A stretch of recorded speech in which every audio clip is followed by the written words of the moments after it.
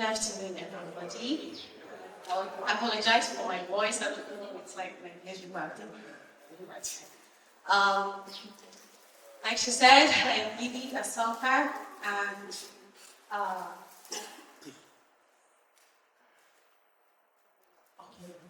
where do you see yourself in 5 years?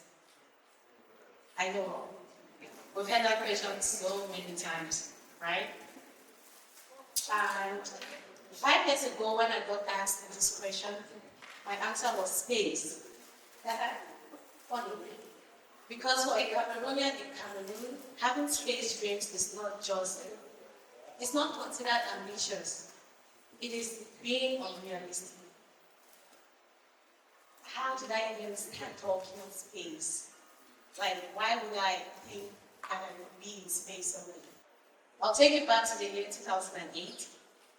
I was in class 6, and class 6 is the class where we learn a subject called general knowledge. If you did that before, the certain system of education, you know that doing general knowledge, you learn about famous people and history, like who discovered this tea way to India.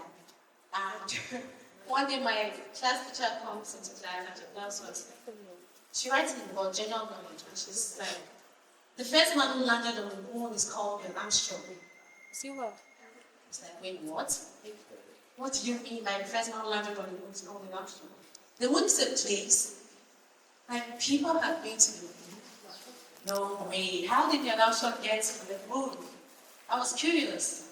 I wanted to know. I asked these questions over and over again, but nobody could give me answers. I stopped asking at some point, and I was good in mathematics. I loved mathematics. I did not like the idea of reading novels or all the Shakespeare's. I'm sorry, but I forgot the fact that I was trying to find out how the Armstrong got to the moon. But then I had something in front of me, the common entrance in the first school, so I had to focus and pass that. And went to secondary school, and because I love maths, I was trying to get closer to what would make me to continue doing mathematics. So I did science. I learned a bouquet, wrote it, passed it, and I'd gotten to a point in my life where I wasn't trying to get straight A's anymore. I'm not saying getting straight A's is wrong, but I was like, okay, hey, make sure you pass everything, okay? No matter how bad it is, make sure you're passing everything. So I was going for quantity over quality. So this is just to tell you that I do not have straight A's. I did not go to the most elite schools. Maybe if I did, my school would have had a computer lab, and then I would have known the internet area. But then, right after high school, where everybody is trying to figure out what to do with their lives, do you want to become a doctor because you're doing science? I think you should be a doctor, most people told me. And I was like, I don't like reading, remember? Biology, yes, it's this thing. How would medical school look like? I don't want to think about it. I want to keep solving mathematics.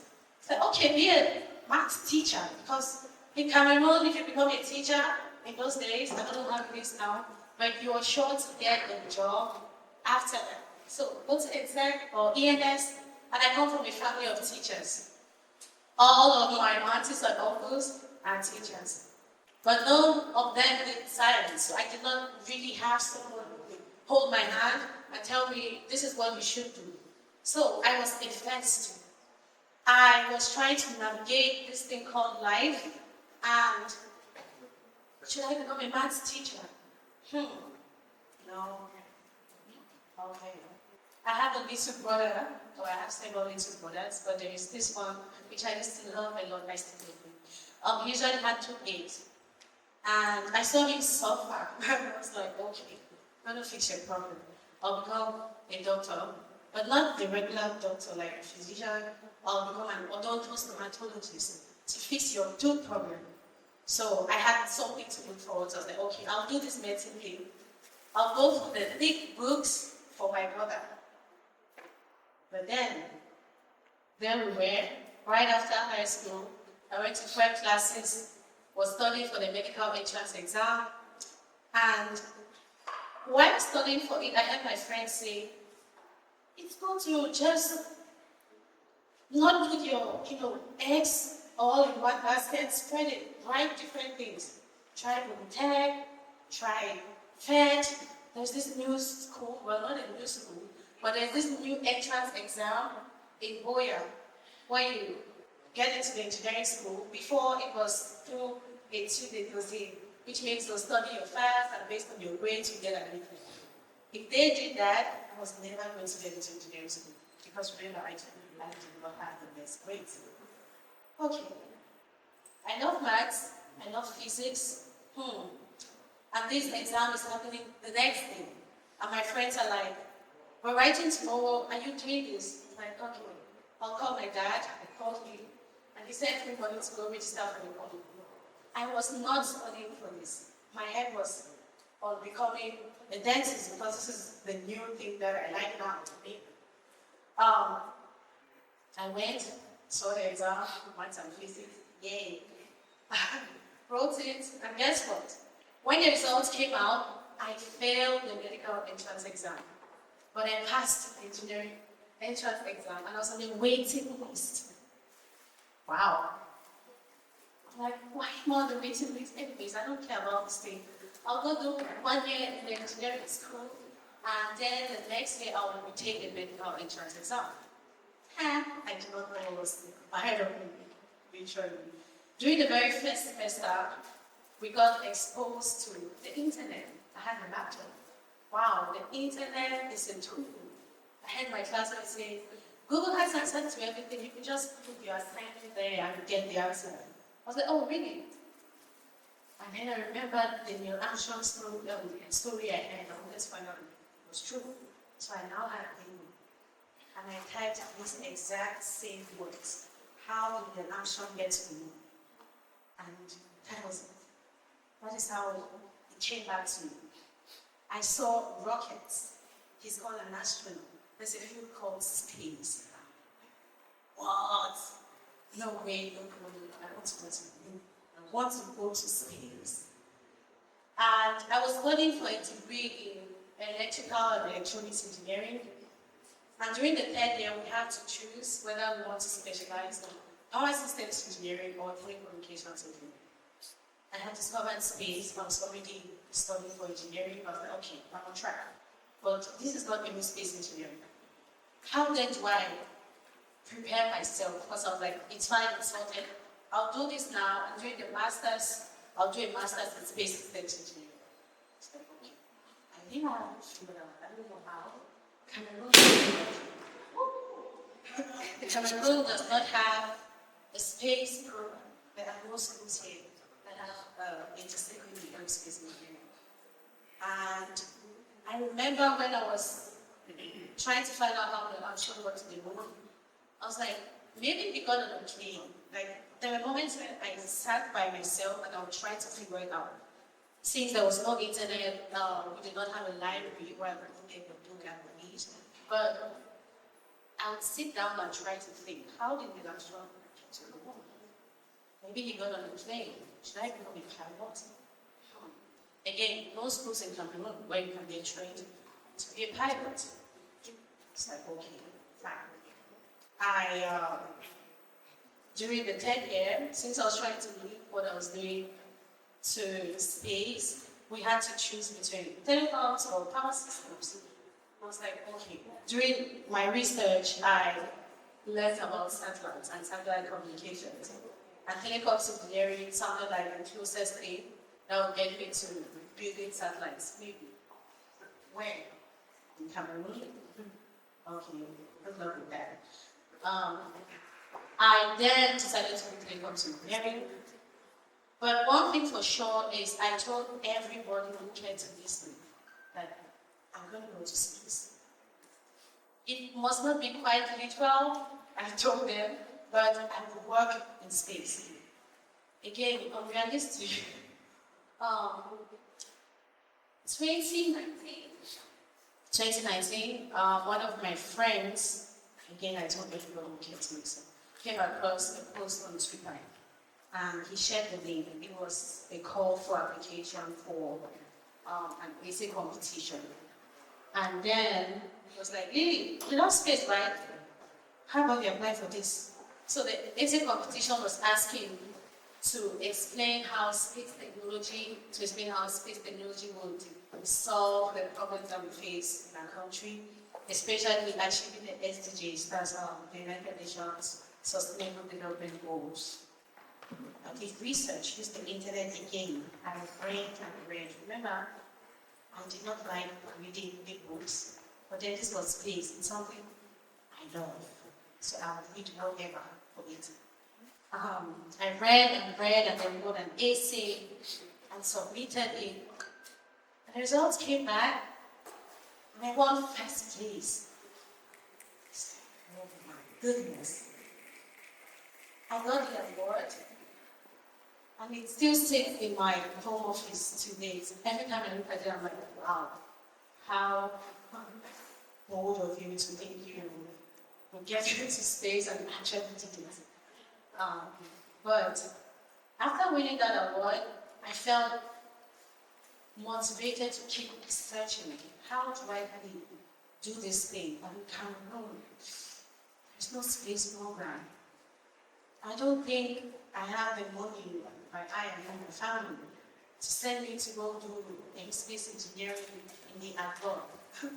But I was like, okay, fine, I'll prepare myself in a way that when the opportunity eventually comes, in form of scholarship, I'll get it. So I started taking courses while studying for my degree, of course. Again, even if you're not having straight A's, make sure you pass everything. Okay, so the year 2019 comes. Towards the end of it, the fourth year of engineering school is the final year. In the first semester, you're supposed to do an internship for 6 months. As a telecoms engineering student, most of my friends apply to the big telecom companies, Intel, MTN, Orange. I was like, oh my God, how do I do this? I don't want to waste any more time doing something I don't love. I found my true love. That is all I want to do. So I started thinking, what is the closest company in the country that does space-related things? The only thing I could come up with was the airport. Of course, planes in. Maybe I could eventually get on a flight, or maybe to the moon, just kidding. Of course, we know to the moon. So I was very bold to walk up to Asegna. Asegna is the agency in charge of air traffic control at the Douala International Airport. And basically there are 17 African countries. And I did not understand French. And it's in Douala. And they told me, for you to do an internship at Asegna, you need to go to the Asegna school. Only people who go to Asegna school get to do their internship there. I'm from the University of Oya. In fact, I'm not from Asegna, but I want to. This is the closest to my dream in the country. So what do I do? I wrote an application, went to Douala, got to the airport, went to the Asegna site, and I saw the security guy at the gate. He was like, hi, bonjour. I want to apply for an internship. I was like, okay. He showed me where the HR's office was. I went there, locked, opened. Like, bonjour, monsieur, I want to apply for an internship here. I was like, where is your CV? It's like, yeah. Looked at it, when do you want to start? What? Yes. I want to start in 2 months. And that's how I go to Asegna. Asegna is where I sat at the air traffic control office, saw how these people were communicating with pilots via radio and telling them when to land, when to taxi. Damn, this is the life, this is what I want to do. And then I remember we had to do a presentation when we come back from internships. So I had to propose a project to Asegna. Like, what would I propose? This reason? Yes. Okay. So they're tracking planes with radar. But then planes usually get lost when they fly over water or mountains because the radar signals do not get there. And there is a new technology, new to us, that was already existing in the world, where you use satellites to track the planes. Since they're in space, they're able to get the location regardless of where it is. Okay, it's called RDSB. Okay, way to propose this to assembly. I don't think they'll take it, but then space. And I like reading space stuff. So I read about it, wrote a proposal, sent it, came back to school at the end of my internship, did my defense, and the final semester, which was the second year, of the second semester of the fourth year came. And that's when we spent 6 months again working on a project. Okay, it's time to shine again. How do I do this? I do not want to choose from the list that the supervisor will provide, because he gives a list and you go through it and see a project that you like. I was like, definitely there's no project I like there. So what can I do? I pleaded with my supervisor. Can I please propose something? I said, okay, fine. God bless that one. I decided that I wanted to build a satellite. Very ambitious. I had 6 months to build a satellite. Wow. Even with the best teams, 6 months is not enough. With the best teams, 12 months is what you can stretch and do to build a CubeSat, a miniature satellite. And I thought I could do one. I was so certain. It's just electronics, right? But doing digital electronics as a course, I've learned this thing like solder and all of that. How hard could it be? How hard could it be? So I went on LinkedIn, created an account, started following people who work in space. And I'll do queries like Cameroonians working in SpaceVrse, Cameroonians at NASA, see names on LinkedIn, look for them. Tell them why I am for Cameroon. I go to the University of Boya to be designer. Can you help me? And again, my friends who listen at all times, God bless my friends. One of them was doing his internship in their building, and he came across this doctor who came from Cape Town, and he helps university students build satellites. So my friend tells me there's this doctor, it's called Dr. Ifriki. I think you should connect with him. So he went on LinkedIn and went to look him up, reached out, and I was like, sure, you sound so passionate about this, I would love to know. And he had just started his company called nanosatellite mission design, and he needed an intern. It's the first intern, not NMD. Wow. And at that time, he had just come back from Gabon, where he had conversations with the space agency there, and they had a problem. They were trying to track ships. They needed to have eyes on their borders, and they needed a satellite in space. They do not have one. Dr. Ifriki tells me about this, and tells me the University of Cape Town has a satellite that collects this exact data. How about you propose changing the trajectory of this satellite to collect data for Gabon, and then downlink it to South Africa, and then they can share the data? Because this satellite is pretty much doing what they need, but it's really for South Africa. So, fast forward, worked on the project. It was the first ever space-related project to be done at the University of Boya. And then, right after that, I was still wondering. I had already gone on LinkedIn, connected with people. I was still constantly connecting with people. And whenever I saw anything that said space, I would apply, regardless of whether I was qualified or not. So I graduated from university 2020, And towards the end of the year, my friends are already getting jobs, or they're going back for a professional internship where they had previously done an internship. I had no idea what I would do. And that is when someone asked me where I saw myself in 5 years. And saying space at that time, in that moment, was the most unrealistic and unimaginable thing that one could possibly say.